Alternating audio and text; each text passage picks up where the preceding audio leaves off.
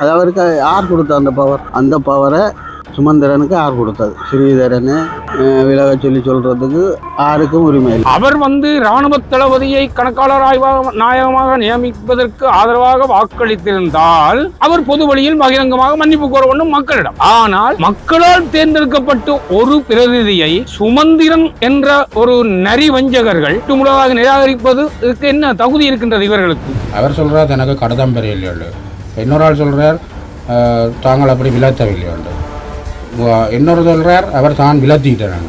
அப்போ இந்த கட்சிக்குள்ள என்ன நடக்குதுன்றே தெரியாது கிடக்கு. ஆனால் சுமந்திரன் பொதுச்சபை செயலாளர் என்று சொல்லி அங்கீகாரம் பெற்றவரும் இல்லை. சத்தியலிங்கத்தை தள்ளி விழுதி போட்டு சங்கத கதிரையில் உட்கார்ந்த மாதிரி தான் அவர் சுமந்திரன் வேலை. சுமந்திரன் தனிப்பட்ட ரீதியில் செய்கிறதுக்கு அவருக்கு அதிகாரம் இல்லை. அதை நாங்கள் ஏற்கவும் மாட்டோம். பேப்பரோ பத்திரிகையோ நியூஸோ பார்க்க விருப்பம் இல்லாத அளவுக்கு அந்த நிலவரம் போய்கொண்டிருக்கிறது. ஒவ்வொரு காலகட்டத்திலும் ஐக்கிய ராஜ்ய என்ற பதத்தை பிடித்துக் கொண்டு நாங்கள் சமஷ்டியை முற்று முழுதாக எதிர்க்கிறோம் என்று கூறியவர் தான் இதே சுமந்திரன். அன்று தனக்கு உயிருக்கு ஆபத்து என்று சொல்லி தனக்கு விசேட அதிரடிப்படை பாதுகாப்பை பெற்றுக் கொண்டவர் தான் இதே சுமந்திரன். வடக்கிலே சொல்வதொன்று, தெற்கிலே சொல்வதொன்று. அங்கே எந்த கட்சி அரசாங்கம் அமைத்தாலும் அவர்களுடன் கொஞ்சி குழாவி தேனிலவு கொண்டாடுபவர் தான் இந்த சுமந்திரன். இன்றைக்கு டாக்டர் சிவானந்தா சொல்றார் போதே வருஷத்தில் பிரபாகரன் ஈடுபட்டு இருக்கிறார் என்று. அந்த நேரத்தில் எழும்பி பாராளுமன்றத்திலே உரத்து கூறினவர் ஸ்ரீதரன் அவர்கள். இவர் சட்டம் தெரிஞ்ச லோயராக இருக்கிற சுமந்திரன் அவர்கள் என்ன செய்திருக்கணும்? டாக்டர்ஸுக்கு எதிர்ப்பு தெரிவிச்சிருக்கணும். அவர் என்ன சொன்னா தன் கூலிப்படைகளை வச்சுக்கொண்டு டக்ளஸை வச்சு தான் இன்றைக்கு மாகாண சபை பிரதேச சபையை தீர்மானித்து கொண்டிருக்கிறார். இதே CVK சிவஞானம் அவர்களால் தான் இந்த 9 பேரும் படுகொலை செய்யப்படுவதற்கான மூல காரணம் அவர்தான். இனி வருங்காலங்களில் சுமந்திரன் அணியினரோ, சுமந்திரனின் அடி வருடிகளோ, சுமந்திரன் போன்ற நய வஞ்சகர்களோ தமிழ் தேசிய பரப்பிலிருந்து, தமிழ் தேசிய அரசியல் பரப்பிலிருந்து முற்று முழுதாக தூக்கி எறியப்பட வேண்டியவர்கள். இந்த இப்போ அண்மையில் கொஞ்சம் பத்திரிகைகள் எல்லாத்தையும் பார்த்தேன், ஒரே பிரிவினையாக தான் கிடக்கு. தமிழரசு கட்சி துண்டாகிறதுக்கான வழிவகை தான் நடந்து கொண்டிருக்கு போல இருக்குது. ஏற்கனவே நிறைய தமிழ் எம்பிமார் அதுக்குள்ளே இருந்தவை தமிழரசு கட்சியில் கொஞ்சம் கொஞ்சமாக பிரிஞ்சு வந்திருந்தவை. இப்போ கடைசியாக இன்னொரு பிரிவினையும் பெறப்போது போல கிடக்கு. ஏன் அவர் ஒரு ஆளுக்கு மட்டும் எல்லாரும் பயப்படணும்னு தெரியல. அவர் ஒரு ஆள் தனியாக அந்த கட்சியை இயக்கி இருக்கிறவ எல்லாரையும் கலைச்சொண்டு தான் தனியாக என்ன இயக்கிறதா இல்லை வேறு நிகழ்ச்சி நிலத்திட்டத்தில் எது நடக்குதான்னு தெரியல. பேப்பரோ பத்திரிகையோ நியூஸோ பார்க்க விருப்பம் இல்லாத அளவுக்கு அந்த நிலவரம் போய்கொண்டு இருக்குது. கட்சியில் பிரிவினை ஒற்றுமையாக இருந்தால் தான் எதையும் செய்யலாம். ஏற்கனவே சொல்லியிருந்தவர் தேர்தலில் ஏன்னா போட் கேட்டு தோத்தாக்கள் அவைக்கு நாங்கள் இப்போ இதுகள் ஒன்றும் கொடுக்க மாட்டோம் சீட்டு ஒன்றும். இப்போ பார்த்தா திருப்பி அடுத்த தேர்தலில் போட்டிடுறதுக்கு ஆயுதப்படுத்தி கொண்டெல்லாம் இருக்கணும். இதெல்லாம் ஒரு சரியான பிழையான பிழை. விடுதலை புலிகள் ஓஞ்சா போகிறது. இப்போ ஸ்ரீதரன் ஐயா தமிழ் தேசிய தமிழரசு கட்சியின் தலைவராக தெரிவு செய்யப்பட்டார். அவற்றை பொதுச்சபையில் தீர்மானித்து பெரும்பான்மை 54-55 வாக்குகளால் பெரும்பான்மையால் வெற்றி பெற்று வந்தவர் தான் ஸ்ரீதரன் ஐயா அவர்கள்.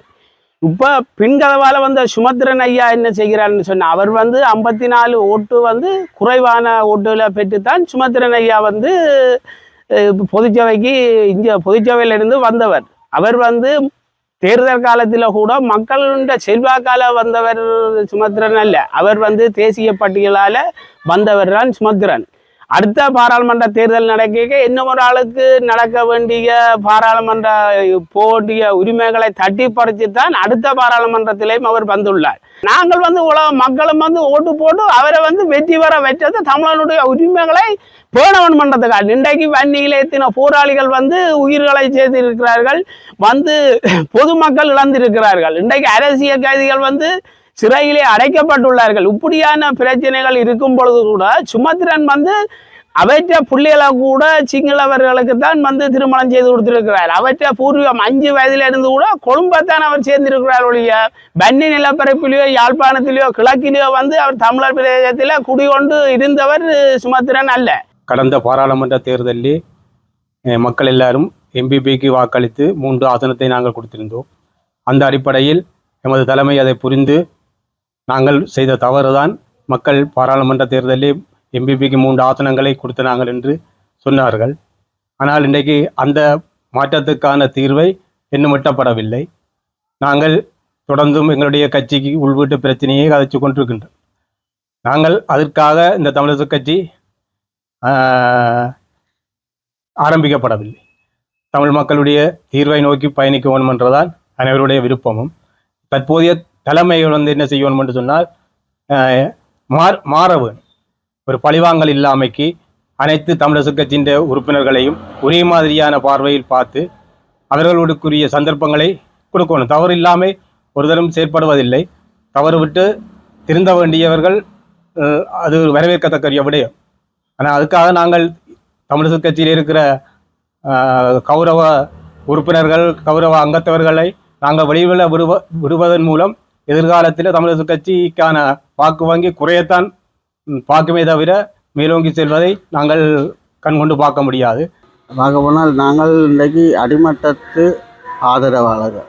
நாங்கள்லாம் வீட்டுக்கு வீடு போய் ஒரு தமிழரசு கட்சியை பற்றிய பிரச்சாரங்கள் செய்கிறதோ இல்லை இப்போ ஸ்ரீதரன் இருந்தாலும் சரி, எம்பி ஸ்ரீதரன் இருந்தாலும் சரி, சுமந்திரன் இருந்தாலும் சரி, சிவிகே சிவஞானம் பாராளுமன்ற உறுப்பினர் ஒட்டுமொத்தத்தில் அவர்கள் மேடையில் பேசுகிறதும் பாராளுமன்றத்திலும் பேசுகிறார். நாங்கள்லாம் அடிமட்டத்தில் போய் மக்களுக்கு பிரச்சனையை தெளிவுபடுத்தி தமிழக கட்சி இந்த செயற்பாடுகளை பற்றி அறிவுறுத்துறது, போட்டு கேட்குறது, அதெல்லாம் நாங்கள்லாம் கஷ்டப்படுறது.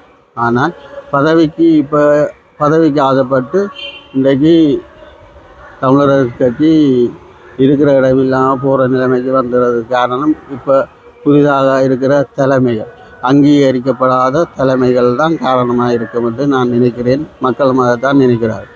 அப்படியான சுமந்திரன் பொதுச்சபையில தீர்மானிக்கப்பட்டுற தீர்மானங்களை விட்டு இப்போ கோயிலு வாசாலியா யாழ்ப்பு விதிமுறையின்படிதான் செயல்படணும். ஒரு நிர்வாக கட்டமைன்றது யாழ்ப்பு.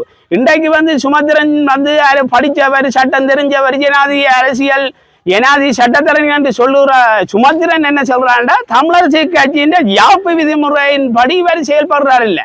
இவர் தேர்தலிலே தோற்கப்பட்டவர் இன்றைக்கு சத்தியலிங்கத்துக்கு கொடுத்த பொதுச்சபை செயலாளர் பட்டியலை அவருக்கு தேசிய பட்டியலில் அவரை போகணும் என்று சொல்லி சுயினம் காரணம் என்று சொல்லி தட்டி பறிச்சுத்தான் பொதுச்சபைக்கு அவர் வந்திருக்கிறார். பொதுச்சபையில் வராமல் அவருடைய பேச்சாளராக நின்று கொண்டு இப்படியான பிள்ளையான முறைகளை அவர் செய்கிறது பிள்ளையான நோக்கம். இன்றைக்கு கைது டிவிஆரையை பாருங்கள், காணாமல் ஆக்கப்பட்ட பிரச்சனை பாருங்கள், அரசியல் கைதிகள் வெளியில இருக்கிறார்கள். அப்படியானதுக்கு இவர் சட்டம் தெரிஞ்சவர் வழக்காக்கு எடுத்து இப்படி பிரச்சனைகள் தீர்த்திருக்கலாம் தானே. அப்படி அவரால் இயலாதவர் இப்போ அவற்றை சட்டத்தில் படித்த படிப்புக்கு யாரையாவது உதவி செய்தார் என்று சொன்னால் அப்படியான ஒன்றும் இல்லை. இன்றைக்கு வடக்கில் ஒரு 10-15 பேருக்கு முன்னால் நின்று அவரால் மேடல் என்று கதைக்க முடியாது. பாராளுமன்ற குழு தலைவராக இருக்கக்கூடிய கௌரவ பாராளுமன்ற உறுப்பினர் ஸ்ரீதரன் அவர்களின் அந்த நீக்கம் தொடர்பாக எமது அந்த கட்சியினுடைய தலைவர் ஒரு கதையும் தற்போதைய செயலாளர் ஒரு கதையும் சொல்லுகிறார்கள். இன்னும் அந்த வழியில் அந்த இன்னும் தீர்மானமாக எடுக்கப்படவில்லை என்றதான் ஒரு நிலப்பாடாக இருக்கின்றது. அந்த வகையிலே அவர் ஒரு மூத்த உறுப்பினராக இருக்கின்றபடினால அந்த பதவியிலிருந்து அவரை நீக்க வேணும் என்று நினைக்கிறதுல கட்சி கொஞ்சம் யோசிக்க வேணுமென்றதை நான் இந்த இடத்துல வலியுறுத்துவேன். மக்கள் எல்லாரும் ஒரு பக்கமாக மங்காலயம் இஞ்சாலயம் போய் பாடி நிற்கிறதால தான் இது நடக்குது. இதுக்கு சகல மக்களும் ஒற்றுமையாக சேர்ந்து இதுக்கு ஒரு நடவடிக்கை கொண்டு எடுக்கணும். அதாவது ஒரு பொதுச்சபை மாதிரி பொது இடத்துல கூட்டி இதுக்கான முடிவுகளை மக்களே தீர்மானம் எடுத்து இதுக்கான வழி ஒன்றை தேட வேணும். இது நாங்கள் அவை பாப்பினம் தானே அரசியல் சாக்கடைன்னு ஐயா நாங்களும் அதே சாக்கடைக்கான் போய் விட வேண்டிய சூழல் வரப்போகுது. இப்போ கடைசியாக இருக்கிறவரும் இந்த கட்சியிலேருந்து விலத்தி போவாராக இருந்தால் இனிமேல் தமிழரசு கட்சி வீட்டு சின்னம் என்ற கதைக்கு தமிழ் மக்கள் ஈடுபடுறதில்லை, பிரயோசனம் இல்லைன்றதான் என்னுடைய கருத்து. அவர் இராணுவ தளபதியை கணக்காளர் நாயகமாக நியமிப்பதற்கு ஆதரவாக வாக்களித்திருந்தால் அவர் பொது வழியில் பகிரங்கமாக மன்னிப்பு கோர வேண்டும் மக்களிடம். ஆனால் மக்களால் தேர்ந்தெடுக்கப்பட்டு ஒரு பிரதிநிதியை சுமந்திரன் என்ற ஒரு நரிவஞ்சகர்கள், ஒரு சுமந்திரன் போன்ற நரிவஞ்சகர்கள் விலகச் சொல் மக்களால் முற்றுமுழுதாக நிராகரிக்கப்பட்டவர்கள் மக்களால் தேர்ந்தெடுக்கப்பட்ட பிரதிநிதியை முற்றுமுழுதாக நிராகரிப்பது இதுக்கு என்ன தகுதி இருக்கின்றது இவர்களுக்கு? இவர்கள் யார்? தமிழ் தேசியத்துக்கு இவர்கள் இழைக்கப்பட்ட இதுவரை காலமும் தமிழ் தேசியத்துக்கு எதிரான செயல்பாட்டையே இந்த சுமந்திரன் அணி செய்து கொண்டிருக்கின்றது. ஒவ்வொரு காலகட்டத்திலும் ஏக்கிய ராஜ்ய என்ற பதத்தை பிடித்து கொண்டு நாங்கள் சமஷ்டியை முற்று முழுதாக எதிர்க்கிறோம் என்று கூறியவர் தான் இதே சுமந்திரன். அன்று தனக்கு உயிருக்கு ஆபத்து என்று சொல்லி தனக்கு விசேட அதிரடிப்படை பாதுகாப்பை பெற்றுக்கொண்டவர் தான் இதே சுமந்திரன். இதே சுமந்திரன் வடக்கிலே சொல்வதொன்று, தெற்கிலே சொல்வதொன்று. அங்கே எந்த கட்சி அரசாங்கம் அமைத்தாலும் அவர்களுடன் கொஞ்சி குழாவி தேனிலவு கொண்டாடுபவர் தான் இந்த சுமந்திரன். அன்று 1974 நடைபெற்ற அனைத்துலக தமிழராட்சி மாநாட்டின் போது அன்று ஆணையாளராக இருந்த இதே CVK சிவஞானம் அவர்களால் தான் இந்த 9 பேரும் படுகொலை செய்யப்படுவதற்கான மூல காரணம் அவர்தான். இதில் இன்னொரு விடயம் பார்க்கணும் என்னென்னா, கட்சியிலேருந்து அரசியல் குழு தலைவர்லேருந்து ஒரு ஆளை விலத்தியாச்சுன்னு சொல்லி ஒரு ஆள் சொல்கிறார். அவர் சொல்கிறார் தனக்கு கடிதம் பெறையில்லையாண்டு. இன்னொரு ஆள் சொல்கிறார் தாங்கள் அப்படி விலத்தவில்லையாண்டு. இன்னொரு சொல்கிறார் அவர் தான் விலத்திக்கிட்டேனாண்டு. அப்போ இந்த கட்சிக்குள்ளே என்ன நடக்குதுன்றே தெரியாமல் கிடக்கு. கட்சிக்குள்ள ஒரு ஒழுங்கமைப்பு இல்லையா, அல்லது அவைக்குள்ள என்ன நடக்குதோ கூடி தீர்மானம் எடுத்து தானே நீக்கிறதா அல்லது சேர்க்கிறதான்ற ஒரு கட்டுப்பாடுகள் ஒன்றும் இல்லாமையா கட்சி அங்குது. அப்போ உங்களுக்கு எப்படி ஒரு கட்டுப்பாடு இல்லை, ஒரு ஒருங்கிணைப்பு இல்லைன்னு சொன்னால் இப்போ வெளியில் உள்ள மக்கள் நிலவரத்தை எப்படி நாங்கள் பார்க்குறது? இப்போ MP பதவிக்கு 2 வருஷம் வந்து 2 வருஷத்துக்குள்ளே இவ்வளோ செய்ய வேண்டிய வேலை திட்டங்கள் எல்லாம் உங்களோட ஒவ்வொருத்தட்ட பிரச்சனைகளால் ஆளையால் மன உளைச்சலில் மக்களுக்கு செய்யாமல் போகுது. இன்னொரு 2 வருஷத்தில் திருப்பி அடுத்த எலெக்ஷன் 3 வருஷத்துலேயே வந்துடும். வந்த உடனே இது செய்ய முடியாத ஒரு கட்டம் போடும். இது என்ன நடக்குதுன்றது தெரியல. உடனடியாக மக்கள், பொது அமைப்புகள், பொது நிர்வாக சகலரும் சேர்ந்து இதுக்கான கடன் நடவடிக்கை எடுக்கணும். நடவடிக்கை எடுத்து யார் யார் பிரச்சனைக்குரியாங்களோ அவை எல்லாரையும் வெளியேற்றி விடணும். இதுதான் வழி, வேறு வழி ஒன்றுமே இல்லை. இன்றைக்கு எவ்வளோ துரோகம் செய்த டக்ளஸ் அவர்களின் வீட்டில் போய் எங்கட சிவஞானம் அவர்கள் போய் அவர்கிட்ட ஆதரவு கேட்டு இன்றைக்கு தமிழனுக்குரிய உரிமைகளை செய்கிறார்னு சொன்னால் அதெல்லாம் துரோகமான வேலை. இன்றைக்கு பாராளுமன்ற மாகாண சபை வரப்போகுது என்று சொன்னா போல இப்போ சித்தார்த்தன், பிரேமச்சந்திரன், நடக்கலநாதன் இவைகளோடு எல்லாம் போய் வந்து அவை தங்களோட பதவியை தக்க வைக்கிறதுக்கு தான் சொல்றாரு. மக்களால் தீர்மானிச்சா தலைவர் வந்து ஸ்ரீதரன் ஐயா தான். ஸ்ரீதரன் ஐயா வந்து எங்கள் தேசிய தலைவர் பிரபாகரன் இருக்க அவற்றை வழிகாட்டலில் வன்னி மண்ணில் என்ன நிலப்பாடுகள் நடந்தது அந்த நிலப்பாட்டை கூறிக்கொண்டு வந்தவர் இன்றைக்கு டாக்டர் சிவானந்தா சொல்றார் போதே வருஷத்தில் பிரபாகரன் ஈடுபட்டு இருக்கிறார் என்று.